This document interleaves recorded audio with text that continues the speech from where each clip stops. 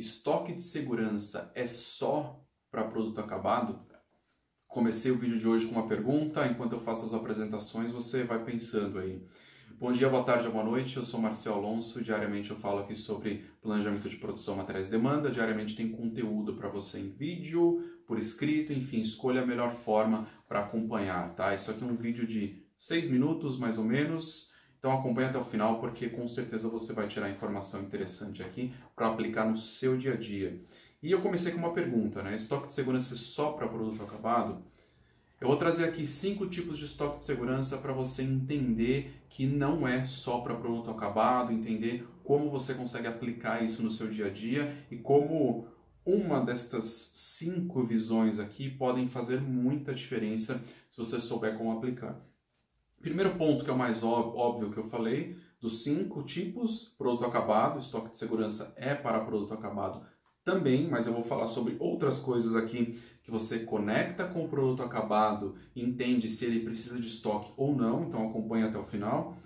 Materiais próprios, que é o segundo ponto, estoque de segurança também é para matéria-prima, então você também precisa proteger o seu estoque com materiais. E aqui entra um ponto crítico, tá? Se você tem estoque de, por exemplo, 90 dias no produto acabado, por que você precisa proteger os materiais que são utilizados neste produto? Então fica o primeiro pensamento aqui, o modelo de estoque de segurança do seu produto acabado, ele está conectado ao modelo de estoque dos materiais? Então tem uma informação que chega ali falando que, em média, os produtos produzidos com este material aqui têm 90 dias de estoque.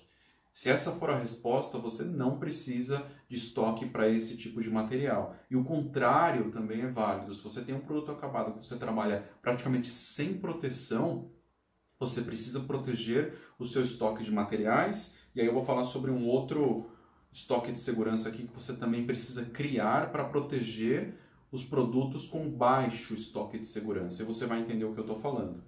Materiais no fornecedor é o terceiro ponto. Se você tem a capacidade de negociação com o fornecedor, você pode colocar o seu estoque no fornecedor, aumentar a frequência de recebimento, por exemplo, ter recebimentos diários para um grupo de material ou ter recebimentos semanais. Você não precisa estocar tudo na sua planta, tudo no seu armazém. Você pode meio que terceirizar essa armazenagem dependendo da sua capacidade de negociação com o fornecedor. Pensa nisso, tá? Coloca isso dentro do seu modelo de estoque. Se o fornecedor é próximo, se a frequência de entrega é alta, se ele é confiável, você precisa colocar tudo isso dentro do seu modelo de estoque. Quarto ponto, tá? Que acho que é o menos evidente, capacidade de produção. Mas como assim capacidade de produção, estoque de segurança?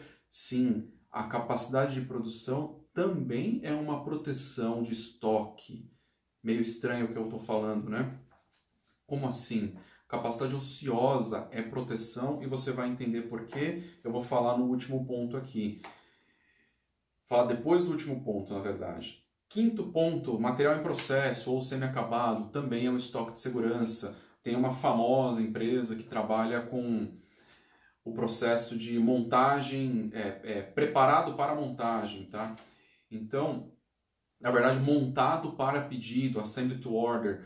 E quando você tem esse tipo de estratégia, o material em processo, ele faz parte do seu estoque de segurança. Você pode construir um estoque em processo para depois você fazer o trabalho final, fazer o processo final e colocar esse produto finalizado no estoque, tá? Então, se essa é a sua estratégia, você pode fazer isso, não tem problema nenhum. Muitos vão, com certeza, criticar aqui essa ideia, mas aqui é se você tem algo construído para funcionar neste modelo, tá? A famosa empresa que eu falei aqui é a Dell. A Dell deixa meio que pré-preparado, é um modelo de trabalho deles, tá?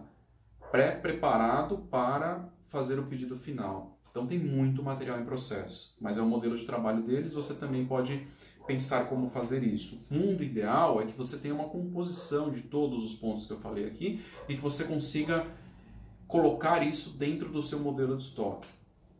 E eu vou falar aqui, falei que eu ia voltar a falar sobre capacidade de produção, né? Então, se você tem capacidade ociosa para um determinado produto, você não precisa proteger ele com estoque, porque se tiver algum desvio de venda, você pode imediatamente repor o estoque desse produto. Você vai precisar ter estoque do material, óbvio, né? Você tem que fazer essa conexão, mas se você tem capacidade ociosa, não precisa de estoque do produto. Desviou a venda, você imediatamente reconstrói esse estoque, tá? Se a sua capacidade é ociosa. Então você precisa construir essa visão de capacidades junto com o seu modelo de estoque.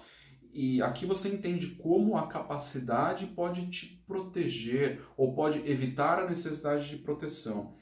Mais um outro exemplo, tá? Se o seu fornecedor reage rapidamente, eu já falei um pouco sobre isso, você não precisa manter estoques elevados dos materiais. Não precisa. Então, a capacidade de reação do seu fornecedor, frequência de entrega, isso também precisa estar dentro do seu modelo de estoque.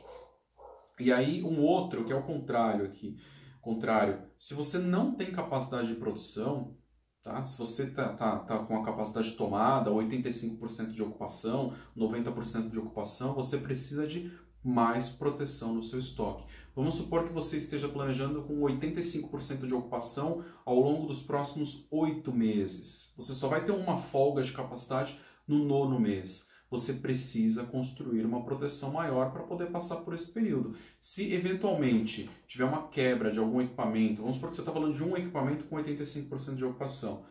Se esse equipamento quebrar, você vai ter problema, porque você só vai conseguir repor esse estoque depois de 8 meses, tá? Vamos supor que ele quebre no primeiro mês, você tenha 15 dias de estoque, tá? Ele quebra no primeiro mês, fica 15 dias parado, você vai passar os outros meses convivendo com um nível de serviço ruim, porque você não tem espaço e capacidade para poder repor esse estoque. Então, tudo isso precisa compor o seu modelo de estoque, tá? Capacidade, material em processo, o próprio estoque do produto acabado, o estoque dos materiais, os materiais no fornecedor, tudo isso faz parte do seu modelo de estoque de segurança. Então, quando você estiver construindo esse modelo, não olhe só para o produto acabado, só para o desvio de venda do produto acabado, não. Você precisa compor o seu modelo com todas essas informações. Ah, e como eu faço para compor? Primeiro, acompanhe os conteúdos e eu vou falar uma coisa que eu sempre falo aqui, base de dados organizada. Se você tiver isso organizado, você vai entender o que acontece com cada um dos materiais, com cada um dos produtos, vai conseguir conectar tudo isso para poder tomar a melhor decisão. Esse foi o vídeo de hoje, vídeo um pouco mais longo, um abraço e pensa nisso, tá? Pensa no seu modelo de estoque. E se você aplicar uma dessas coisas, isso pode fazer muita diferença no seu dia a dia. Um abraço, tchau, tchau.